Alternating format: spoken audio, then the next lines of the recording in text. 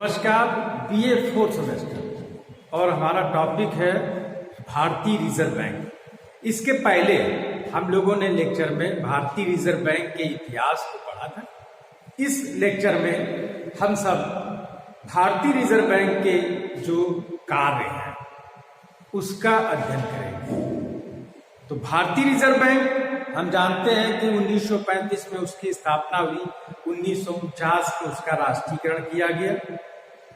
भारतीय reserve bank क्या कार्य करती है, तो उसके कार्यों को 3 भागों में हमने विभाजित किया है। पहला, केंद्रीय बैंकिंग संबंधी कार्य। हम जानते हैं कि भारतीय रिजर्व बैंक केंद्रीय बैंक है, भारत का केंद्रीय बैंक है। इस कारण से भारतीय रिजर्व बैंक को केंद्रीय बैंकिंग संबंधी कार्य करने होते हैं। तो पहला कार्य क्या है? नोट निर्गमन का कार्य करना। भारतीय रिजर्व बैंक भारत में प्रचलित 2 रुपए से अधिक के नोटों का निर्गमन करती है। नोटों को छापने का काम भारतीय रिजर्व बैंक करता है। दूसरा कार्य केंद्रीय बैंक से संबंधित कार्य है कि वो भारतीय रिजर्व बैंक सरकार का बैंक है। सरकार का समस्त खाता भारतीय रिजर्व बैंक में होता है, तो सरकार के बैंकर के रूप में भारतीय रिजर्व बैंक कार्य करती है। तीसरा है कि वो बैंकों का बैंक है। भारतीय रिजर्व बैंक अंतिम बैंक होता है। जितनी भी राष्ट्रीयकृत बैंकें, निजी बैंकें, उन सभी का बॉस, उन सभी का सुपीरियर बैंकों का बैंक केंद्रीय बैंक कहलाता है। दूसरा है साधारण बैंकिंग संबंधी का। भारतीय रिजर्व बैंक में हम जानते हैं कि जनता के खाते नहीं खोले जाते हैं। तो उसमें पहला है कि निक्षेप स्वीकार करती है। तो किनके निक्षेप स्वीकार करती है? सरकार के और बैंकों के जो जमा है उसको स्वीकार करती है।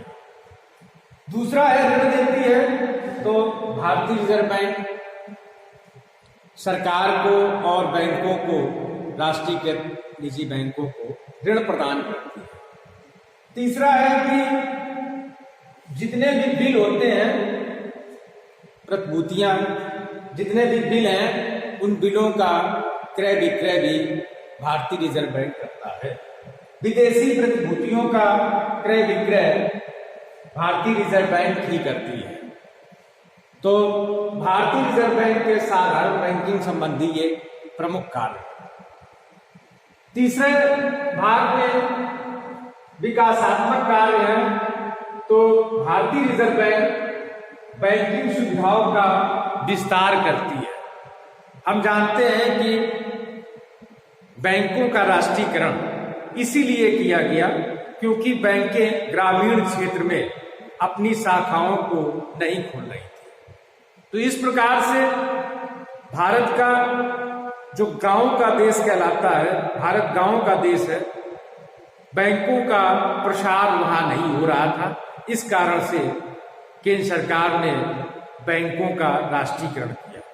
तो भारतीय रिजर्व बैंक ये देखती है कि किस क्षेत्र में बैंक की शाखा नहीं है, तो भारतीय रिजर्व बैंक बैंकिंग शाखाओं के विस्तार पर नजर रखती है और बैंकों को जो क्षेत्र बैंकिंग सुविधाओं से वंचित हैं वहां पर बैंक की शाखाएं खोलने के लिए प्रेरित करती है। दूसरा है कि शाख का प्रसार करना। हम जानते हैं केंद्रीय बैंक के रूप में भारतीय रिजर्व बैंक शाख संकुचन और शाख के प्रसार पर नियंत्रण रखती है। केंद्रीय बैंक कृषि शाख, औद्योगिक शाख के प्रसार पर बल देती है और बैंकों को प्रेरित करती है। तो शाख के प्रसार का कार्य करना भी भारतीय रिजर्व बैंक का कार्य है। तीसरा है कि कीमत स्तर को स्थिर रखना। हम जानते हैं कि मुद्रास्फीति के कारण कीमत स्तर में परिवर्तन होता है और सामान्य स्थिति ये होती है कि जैसे जैसे विकास दर बढ़ता है, कीमत स्तर भी बढ़ता है, तो केंद्रीय बैंक कीमत को स्थिर बनाए रखने का, जो कीमत स्तर है, मुद्रास्फीति है, उसको स्थिर बनाए रखने का प्रयास करती है। इस प्रकार से भारतीय रिजर्व बैंक के कार्यों का अध्ययन हमने किया। धन्यवाद।